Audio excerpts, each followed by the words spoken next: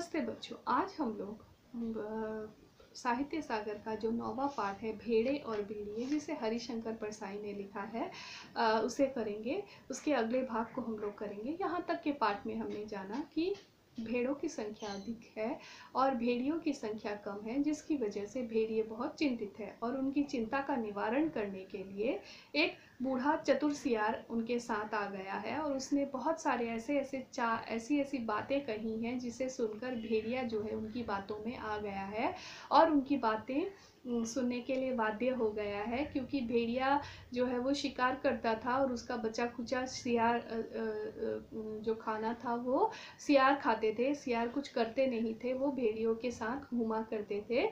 और जिस तरह से हमारे समाज में नेतागण घूमते हैं और उनके साथ कुछ लड़के घूमते हैं जिन्हें चमचे कहा जाता है, या उनके इशारों पर उनका कोई भी कार्य करने के लिए तैयार रहते हैं, वही हाल यहाँ पर सियारों का था। सियार जो है वो भेड़िए के साथ घूमते रहते थे और उनकी कई बातों को वो सुनते थे।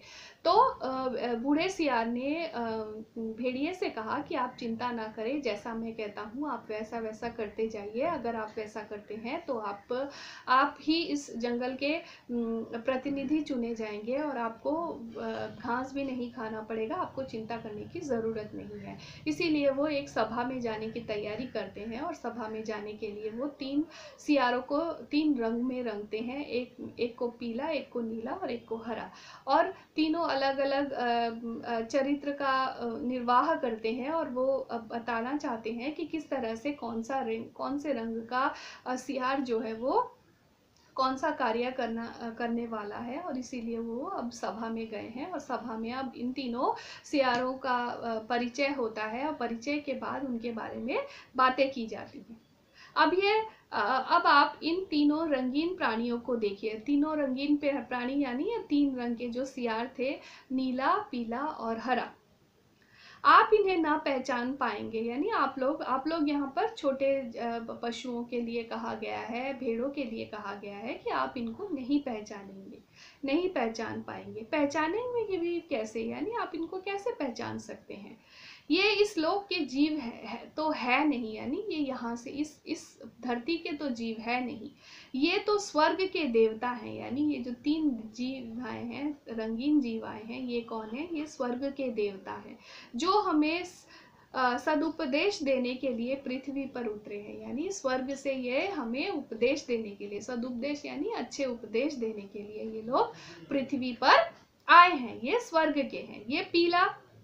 यह पीले विचारक है, यानी अब वो 3 जो सियार थे उनके रंगे हुए उनके बारे में बताने लगे। जो पहला वाला सियार था वो पीले रंग का था, वो क्या था? वह विचारक है, कवि है, लेखक है। यानी पहला ये जो पीले रंग का सियार है ये विचारक है, यानी बहुत चिंतन करता है, विचार प्रकट करता है, कवि है, ये कविताएं लिखता है और लेखक भी है और राइटर भी है, बहुत कुछ लिखता भी है। नीला नेता है और स्वर्ग के पत्रकार है। और नीले रंग का जो सियार है वो क्या है? वो नेता है, ठीक है, लीडर है, और वो स्वर्ग का पत्रकार है, यानी स्वर्ग में जो पेपर छपता है वहां का वो रिपोर्टर है, पत्रकार है। और ये हरे वाला धर्मगुरु, यानी ये रिलीजियस प्रीस्ट जिसको हम कहते हैं, तो ये क्या है? ये एक धर्मगुरु है, ठीक है।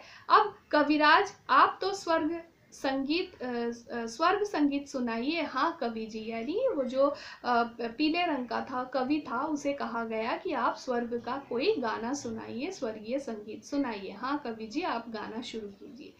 पीले सियार को हुआ के सिवाय और तो आता ही नहीं था। यानी एक तो सियार थे, जैसे नॉर्मल सियार हैं वही है, बस इनको रंग कर दिया गया था, इसीलिए उनको कहा कि तुम एक गाना सुनाओ। तो उसको तो कुछ आता नहीं था, उसको केवल हुआ ही करना आता था, तो इसीलिए उसने हुआ चिल्ला दिया। यानी उसने, जैसे वो सियार लोग यूजुअली जो उनकी मुंह की आवाज है, जैसे कुत्ता भौंकता है, ऐसे ही सियार जो है वो हुआ की आवाज निकालता है। तो और साथ में ये भी कहा जाता है कि जब एक सियार हुआ करता है तो जितने आसपास सियार होते हैं वो सभी एक साथ चिल्लाने लग जाते हैं, ये उनकी आदत है। तो यहाँ क्या हुआ, जो पीरा सियार था उसको तो और कुछ गाना वाना तो उसको कुछ आता नहीं था, इसीलिए वो भी हुआ हुआ करने लगा। शेष सियार भी हुआ हुआ बोल पड़े और उनकी आदत के जो आदत है वो आदत से मजबूर थे, तो जैसे ये एक चिल्लाने लगा सियार, सारे सियार आसपास जो थे वो भी एक साथ सब चिल्लाने लगे।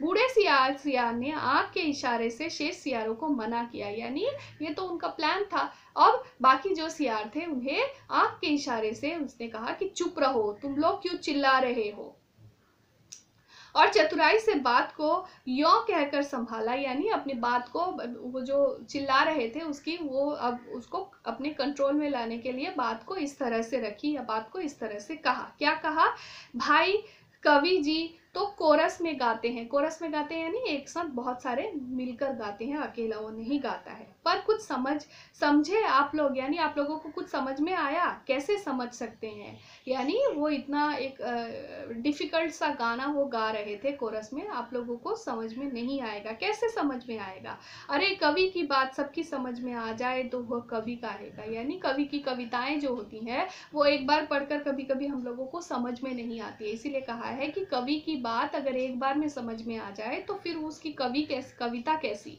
यानी कविता जो है वो हमेशा थोड़ी सी डिफिकल्ट होनी चाहिए।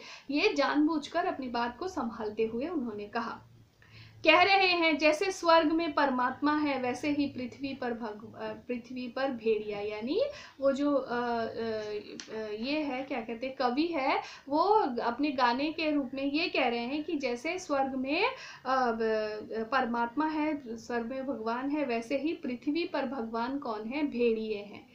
हे भेड़िए जी महान, आप सर्वत्र व्याप्त हैं, यानी आप, जैसे हम कहते हैं ना कि परमात्मा जो है कण कण में वास करता है या वो हर जगह व्याप्त है, हर जगह है, उसी तरह से भेड़िए को कह रहे हैं कि आप हर जगह व्याप्त हैं, यानी आप हर जगह समाये हुए हैं, सर्वशक्तिमान है आप ही। भेड़िए को कह रहे हैं कि आप सबसे शक्तिमान है।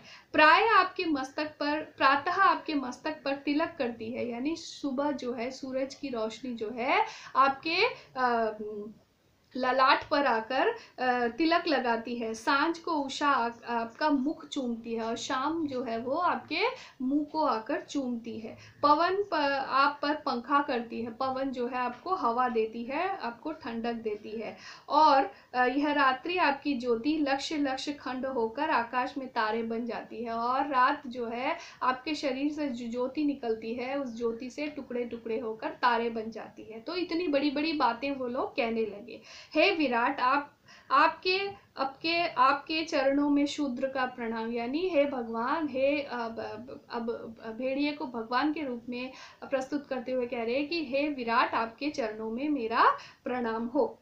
फिर नीले रंग के सियार ने कहा, निर्बलों की रक्षा बलवान ही कर सकते हैं। अब जो है नीला सियार कहने लगा कि जो लोग निर्बल हैं, जिनके शरीर में बल नहीं है, उनकी रक्षा जो है वो कौन करते हैं, बलवान करते हैं। भेड़ें कोमल है, निर्बल है, और निर्बल कौन है यहाँ पर, कोमल और निर्बल यहाँ पर भेड़े हैं, उनकी रक्षा नहीं, वो अपनी रक्षा खुद नहीं कर सकते हैं। भेड़िया बलवान है और भेड़िया जो है वो बहुत ही शक्तिशाली है, वो जो है वो सबकी रक्षा कर सकता है। उसके हाथ में अपने हितों को छोड़कर निश्चिंत हो जाइए, यानी आप उनकी तरफ अपनी हितों को छोड़ दीजिए, जो तुम्हारे लिए जो अच्छा है उसे छोड़ दीजिए और आप निश्चिंत होकर सो जाइए, वे ही तुम्हारे भाई हैं, यानी भेड़िए जो हैं वही तुम्हारे अपने हैं, वे ही तुम्हारी सहायता कर सकते हैं। अगर एक ही जाति के हैं, आप एक ही जाति के हैं, यानी भेड़ और भेड़िए सब एक ही जाति के हैं, अलग अलग जाति के नहीं हैं। तुम भेड़ वो भेड़िए, यानी तुम लोग भेड़ हो और वो लोग भेड़िए हैं, कितना कम अंतर है, यानी अपनी बात को वो कितनी अच्छी तरह से यहाँ पर प्रस्तुत कर रहा है और कह रहा है, यानी जो नीला सियार है वो अपनी चतुराई को यहाँ पर किस तरह से दिखा रहा है कि आप दोनों में, भेड़ और भेड़िए में कितना कम अंतर है, आप लोग भाई भाई हैं और आप लोग जो हैं एक दूसरे के, भेड़िए जो है वो बहुत शक्तिशाली हैं और भेड़े जो है वो बहुत ही निर्मम है, बहुत ही निर्बल है, बहुत ही कोमल है। इसीलिए आप एक काम कर सकते हैं, आप अगर अपने सारे क्या कहते हैं हित जो है अपना इनडायरेक्टली कह रहे हैं कि आप अपना मत जो है, आप अपना वोट जो है वो भेड़ियों को दीजिए। भेड़िए ही आपके माई बाप हैं, वही आपकी सहायता कर सकते हैं, वही आपको किस तरह से ठीक से रखा जाए, किस तरह से आपके सारे कानूनों आपके साथ सारे जो भी हो वो ठीक ठाक हो, इन सब का ध्यान रख सकते हैं। तो केवल आप उन्हीं को चुनिए और उनको अपना मत दीजिए। इस तरह से वो अपने बात को यहाँ पर कह रहे हैं। तो आज का पाठ यहीं तक। अपना ध्यान रखना, ठीक से पढ़ना। धन्यवाद।